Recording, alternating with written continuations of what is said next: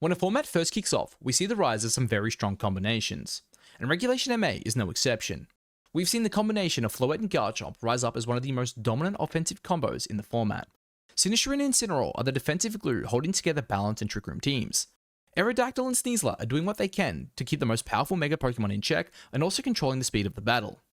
Then of course we have the weather duos, Mega Charizard Y and Venusaur, Pelipper and Basculegion, and Tyranitar and Excadrill all finding a place within the format. But Regulation MA is still young and very underexplored, and that's why today I wanted to talk about 5 underrated combos I think have potential in Regulation MA. The first combination I want to talk about is Mega Alakazam and Male Meowstic. Mega Alakazam is tied as the fastest Pokemon in the format, and coming into Pokemon Champions, many people expected it to dominate the game. But unfortunately for it, there is no Psychic Surge Pokemon currently in Pokemon Champions. But that's where Male Meowstic comes in, with access to Prankster Psychic Terrain. What makes Alakazam so good is that it is the fastest Pokemon in the game with 150 speed, and it is also tied as the strongest special attacker in the game with 175 base special attack. Its ability trace is also pretty good right now. We have Incineroars everywhere with Intimidate, we have Basculegions with Adaptability, we have Levitate on all the Rotoms. You can even take Unnerve off Aerodactyl, which is very good in the current format as half the items available are Resist Berries. There's also a multi-scale you can take from a Dragonite. You can also get Armored Tail as well from things like a Farigiraf. Then you have the weather boosting abilities, and even competitive on Milotic, which is rising up right now, which can help a lot with Incineroar. But really, the main thing going for Alakazam is Expanding Force and the massive spread damage that it can deal. I think the set people should be running right now when Mega Alakazam goes as followed, right? You need Expanding Force because this is your way to deal massive damage to the board and potentially run away with the game. I think you want Protect definitely to keep this Pokemon safe and healthy, and then you want Focus Blast to deal with those pesky Dark types that are immune to, of course, the Expanding Force, and also the Steel types as well that do resist it. And then in the final slot, I do think you want Nasty Plot, and I think in particular this pairs up incredibly well with its base ability of Inner Focus. Now, why is Male Meowstic the support you need? Well, it has Fake Out, and as we mentioned, I do think Nasty Plot is one of the best moves you can run on Alakazam. This basically just allows you to get ridiculous damage output, and you can also potentially run it a little bit bulkier as well, as you don't need to obviously have extra damage if you are just going for that +2. Now, it also does have priority Psychic Terrain, and again, this is really important because Alakazam is the fastest Pokemon in the game currently, tied with, of course, Mega Aerodactyl. It also has a wide range of other supported moves, but most notably for me, it has access to Gravity, which can give a guaranteed or a fully accurate Focus Blast to Mega Alakazam, basically just helping you remove some of the, the RNG on that move. Some of the other moves that you can opt for are things like Quick Guard, right, which is very good into opposing Fake Out if you are worried about something like that. You also get Helping Hand as well, which can obviously buff up the damage of the Alakazam. Fake Tease can also be very, very good. Obviously, it doesn't pair incredibly well with Psychic Terrain, but if you do have another strong special attacker on the team to help patch up some of Alakazam's bad matchups, Fake Tease can be very, very strong. You then also have access to moves like Charm, which can obviously help out reducing, the opponent's attack damage. You also have Thunder Wave for a little bit of speed control. You can obviously as well run things like Light Screen and Reflect just to keep your Pokemon healthy. Now, I do believe that the best set to run on a Male Meowstic, if paired up with Alakazam, is going to be a Focus Sash with the Prankster item. Its EVs are pretty simple, I do think. You probably just want max speed and max special attack. I do think it is worth mentioning that Male Meowstic is actually 1 point slower, unfortunately, than Adamant Sneasler with max speed. Now, there are some Sneaslers out there that have opted to drop a little bit of speed, in order for a little bit of bulk, and if that is the case, then fantastic, because Male Meowstic can outspeed and fake it out, but unfortunately, it is not guaranteed.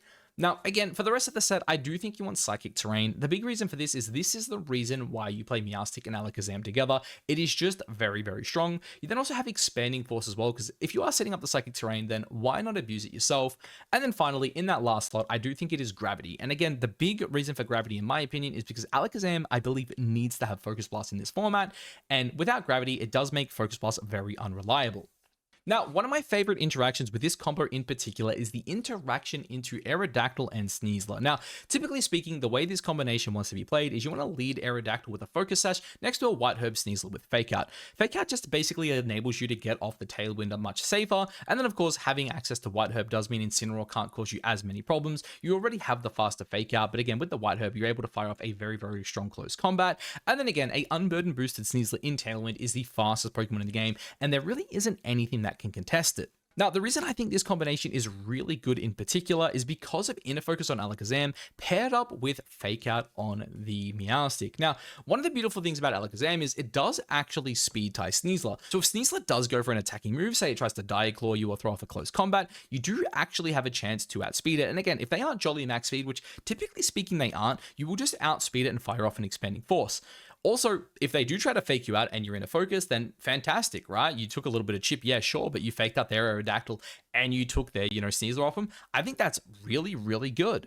And then the other thing that I think is also just fantastic is, well, a Mega Alakazam actually just has the ability to straight up one-shot Aerodactyl. As a matter of fact, it's guaranteed if they have no bulk. So as long as your Meowstic can break the Focus Sash with Fake Out, on the very next turn, you just go Mega, you click Expanding Force, you click, Psychic Surge, and then Bob's your uncle. Bang, you just wipe both of them. And then again, going back to, Inner Focus plus Fake Out, right? You can lead those two together into other board states and potentially fake out one Pokemon, right? You click Nasty Plot in your base form or your Mega, depending if, you're worried about something like the opposing Fake Out. And then next thing you know, you just click Gravity, you click the, the old good old Focus Blast and bang, one shot, one kill, right?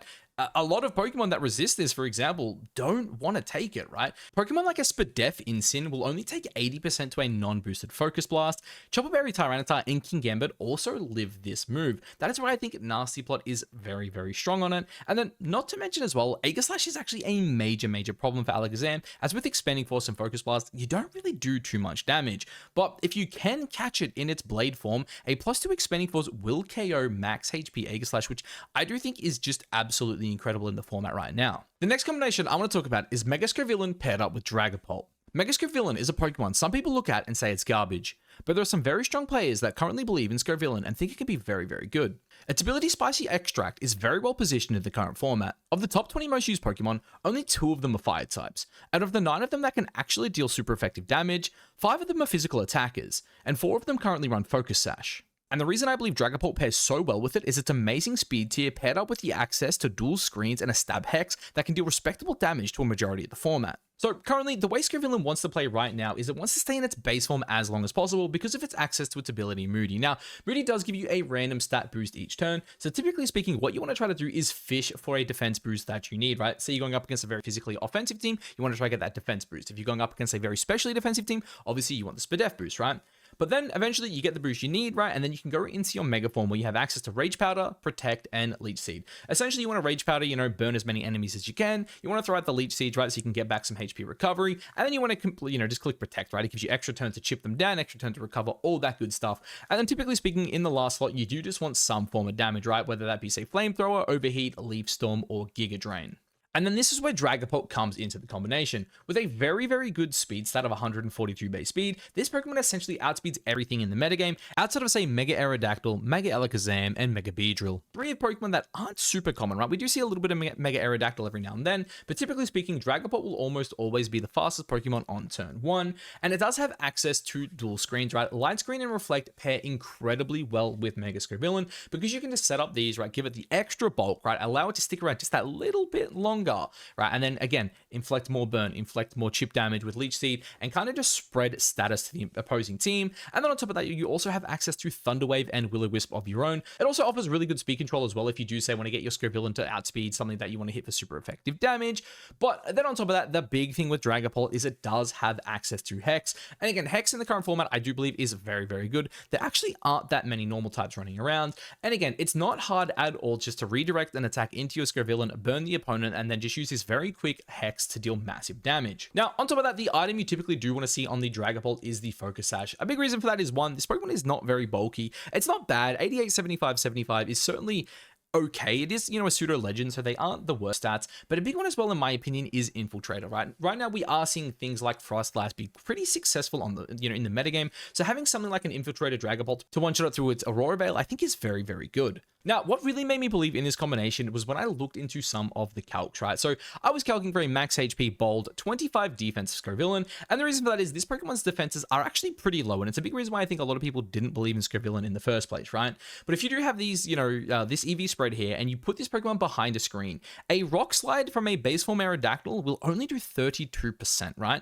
Then you burn it, which halves its damage, and then their Rock Slides will start only doing 16%, right? This is barely out healing Leech Seed Recovery. You start factoring in things like Protect, and all of a sudden you were just dealing more damage and healing back more than an Aerodactyl is dealing with a super effective Rock Slide, right?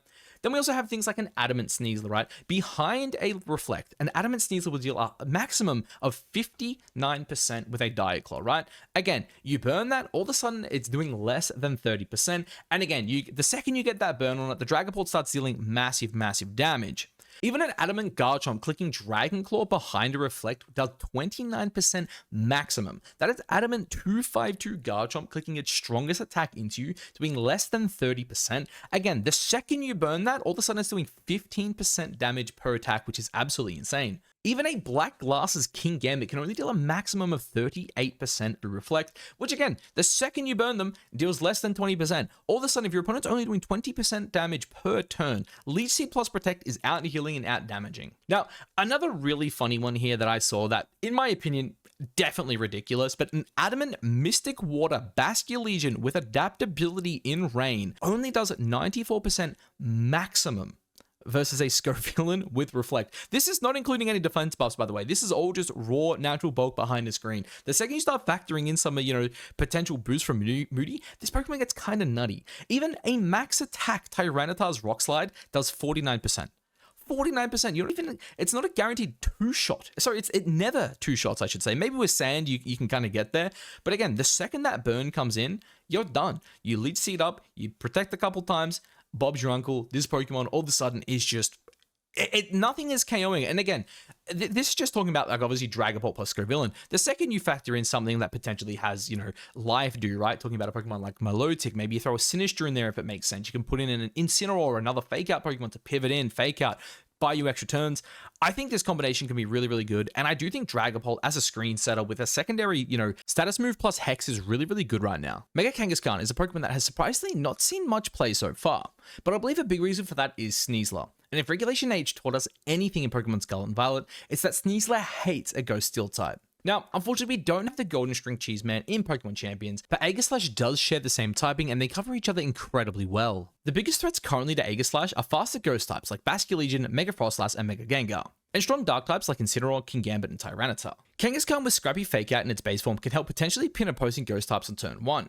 And the combination of Sucker Punch and Shadow Sneak can help to KO some of the faster Pokemon that threaten it, like Basculegion, Mega Frostlass, Mega Gengar, and Mega Delphox. On top of that, moves like Drain Punch and Low Kick can help a lot with those bulky Dark types we mentioned earlier. I do think it's worth mentioning Kang has a lot of great coverage moves, and I think Ice Punch in particular can help a lot with the Garchomp matchup. Typically speaking, I think Kangaskhan really wants to run Fake Out, Double Edge, and Sucker Punch. This allows you to bulk out the Pokemon and worry much less about your speed investment, and I think the last move depends on how you want to run your Aegislash.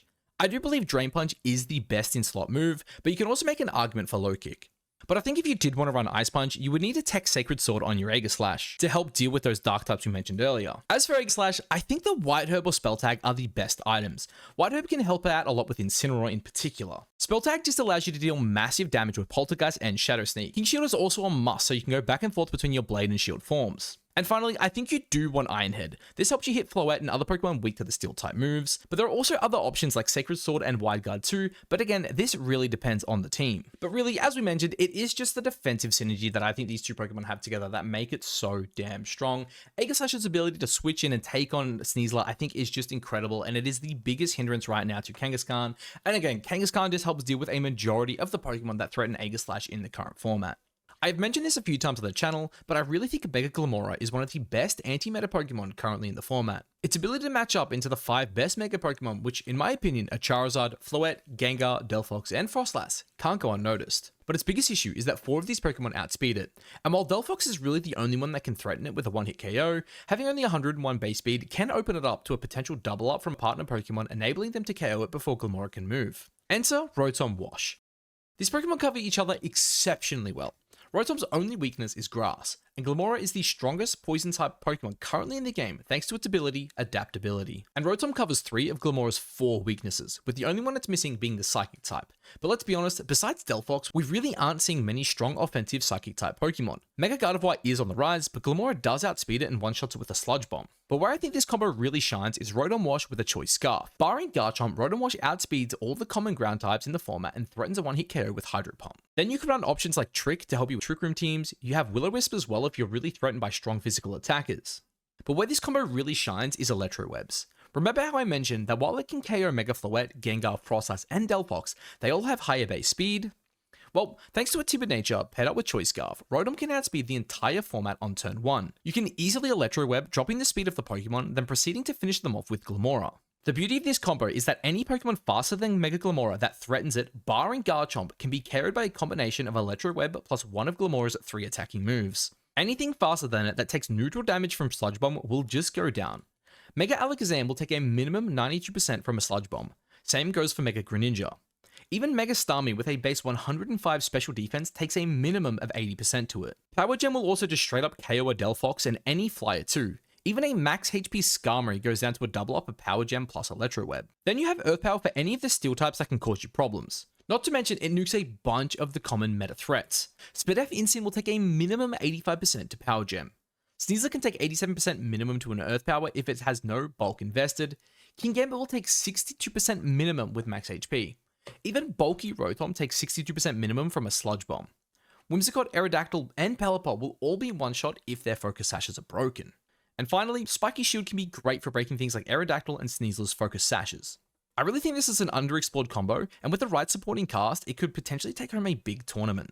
Now guys, if you've enjoyed the video so far, please consider liking and subscribing, as only 18% of the people who currently watch me are subscribed, and we are on the road to 20k subscribers. And because this next combination I'm about to show you is actually one of the reasons why I haven't been able to upload as many videos as I would have liked to over the past week, as it's part of a bigger project I've been working on that should hopefully lead to a series of videos in the near future. But before we move on, please let me know if there's any other combinations you think are underrated in Regulation MA. Now look, I'm not going to bore you guys with a story as to how I got onto Simipour. That is a story for another day. But basically, I got put into a position where I wanted to build around Simipour, as I did think it had a very interesting niche in the format. And after doing a bunch of testing, there was one Pokemon in particular I found it paired incredibly well with, and that was Mega Aerodactyl. Now, on the team in which I played this with, typically speaking, when I went up against opposing teams with Aerodactyl and Sneasler, they led it 99% of the time. And that's why I think Simipour and Mega Aerodactyl in particular makes a very good combination.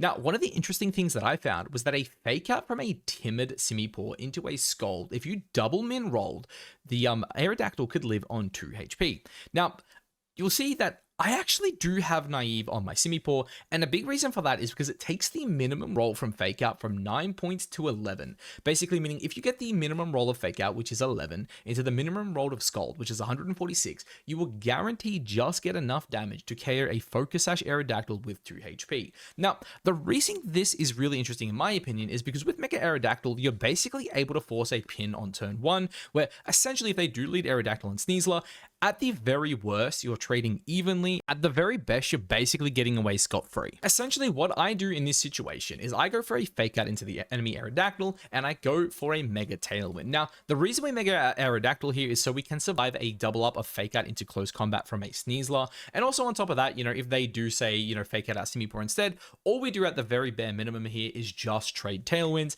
And then, of course, we have a Mega Aerodactyl staring down the face of this, Sneasler, right? Now, one of the beautiful things, as we mentioned, is that Scald after Fake Out Chip is a guaranteed KO into opposing Aerodactyl. And again, one of the really interesting, reasons for this is because we have Mega Aerodactyl, they don't. We trade fake outs, they fake out my arrow, I fake out their arrow. I click Tailwind, I go faster because I'm Mega Aerodactyl, and then Scald is a guaranteed KO onto the opposing, Aerodactyl. And then again, because I'm a Mega Aerodactyl, right, in Tailwind, if I have it and they don't, I then also outspeed their Sneasler the next turn, and I can threaten it with a dual Wing Beat to pick up a one-hit KO. Now, look, when it comes to the Simipour set, I do think there are a bunch of different things this Pokemon can do, but in my opinion, for the team in which I was playing, I did find that Scald, Fake Out, Ice Beam, and Taunt were the best. Now, the reason for Scald is simply because this is a Pokemon that people do typically ignore, and you can just sit there and fire off, 3, 4, 5 Scalds, and if you can just get a burn onto 1 or 2 caught targets, it makes the game so much easier. A great example is, King Gambit. A lot of people just bring their King Gambit in, it's a Simipour, who cares? Next thing you know, you hit it with 2 Scalds, you do 60%, one of them burns, great. Now all of a sudden, their massive threat in King Gambit is off the board. Ice Beam is also really interesting as well, because on a Focus Sash set up against, non-bulk Garchomp's, if they say something like max speed, max attack, but an adamant nature, you can actually just outspeed them and one-shot them there with an Ice Beam. And then I also really, really enjoy Taunt, because there are specific partner Pokemon that you can add to this combination that I think pair really well, but also allow you to threaten things like Trick Room. Obviously, when you do have a Mega Aerodactyl, this is the fastest Pokemon in the format, and you do want to play to your Tailwind, so you don't really appreciate going into opposing Trick Rooms, and that's why I do think Simipour is fantastic, right? With Fake Out support and Taunt, you can start forcing some really good pins against opposing Trick Room teams on turn 1. And then for the Aerodactyl, it really does come down to, I guess, the rest of your team and what you need, but I personally, for this combination, do really like Dual Wing Beat, Rock Slide, Tailwind, and Protect. Again, one of the beautiful things about Rock Slide as well is that if you do, say, break a Focus Sash on an opposing, Aerodactyl, say, for example, you're in a position where they don't lead a Fake Out Pokemon and they go Aerodactyl plus something else, you can actually just Fake Out their Aerodactyl, Mega, Rock Slide, and you will just KO it on turn 1 with a Rock Slide, which is another very, very good combination. And of course, Dual Wing Beat in this current format with Tough Claws, I do think is unbelievable, right? Obviously, we mentioned the Sneasler and how you can KO it even through Focus Sash, but there are some other Pokemon that are rising up that are very scary, right? Obviously, we know Sinister is a very good Pokemon. Another one I've seen quite a bit of recently is the Mega Venusaur, which can be a bit of a problem. Even Pokemon like, of course, Mega Meganium as well. And these are Pokemon where, depending on their set, you can deal anywhere between 80 to 90%. And it's just really, really good. And again, having Tailwind, I do think is incredible. But again, if you were to play a different combination, I do think something like Ice Fang does make a bit of sense. But again, on this combo in particular with Simipour plus Mega Aerodactyl, I do think Fake Out plus Tailwind is very, very good. I do think it is also worth mentioning that Simipour does actually have some other interesting moves. Its move pool is quite shallow, but it does have access to moves as well, like Icy Wind and Flip Turn, which definitely on the right team can make a lot of sense. But again, I'm not going to go too much into this combo here today, barring what I've just spoke about here, because again, I do have a video coming out, hopefully sometime in the near future. I am trying to make a Champions push right now with Simipour. I am getting pretty close, but I am worried that with how the points keep going up and up, it is going to be pretty difficult. But we are pretty close. I'm hoping to get there by the end of the weekend, but I mean, only time will tell. Fingers crossed that I am there in the next couple of days. But anyway, guys, if you made it to the end of the video, again, please like, comment, subscribe, all that good stuff. You know it means the world to me. And I'll catch you all in the next one. Peace.